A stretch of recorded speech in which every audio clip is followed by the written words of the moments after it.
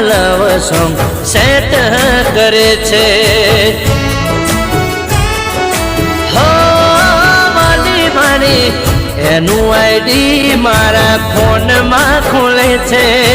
એમાં મારા નોમનો પાસવર્ડ રાખે છે હો